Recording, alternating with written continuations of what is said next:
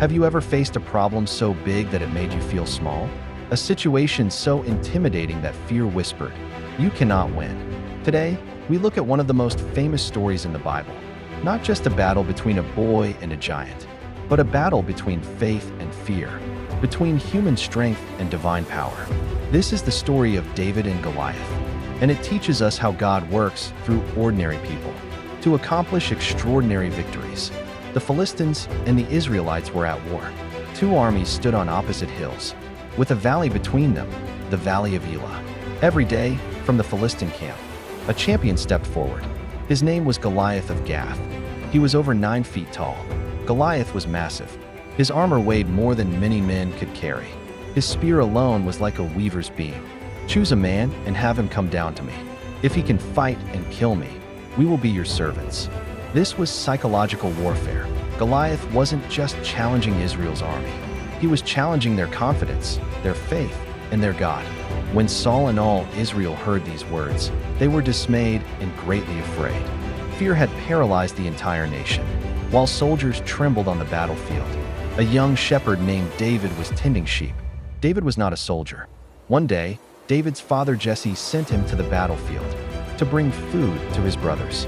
David arrived just as Goliath shouted his daily challenge. Where everyone else heard fear, David heard insult.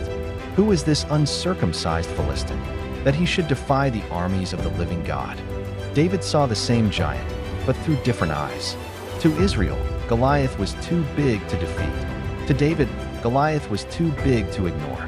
Before David faced the giant, he faced criticism from his own brother. "Why have you come down here? I know your pride." Often, the first opposition we face comes not from enemies, but from people who know us well and doubt us deeply. But David refused discouragement. "Let no one lose heart. I will go and fight this Philistine." Saul looked at David and saw weakness. "You are only a boy." But David looked at God's past faithfulness. "The Lord who delivered me from the lion and the bear will deliver me from this Philistine." David's confidence came from experience with God, not self-confidence.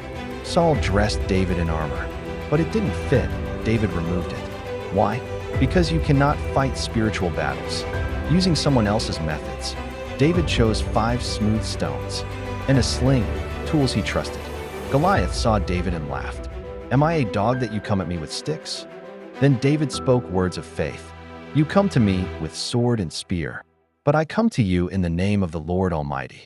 As Goliath moved closer, David ran toward the battle. 1 stone point 1 sling. One act of faith. The stone struck Goliath's forehead. The giant fell face down. David didn't win because he was strong.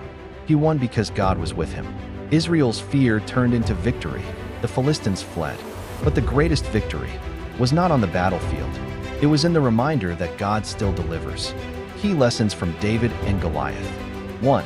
Your giant is not bigger than your God. Point 2. Faith is built in private before it is displayed in public. 3. God often uses the unlikely. For that victory comes from TR.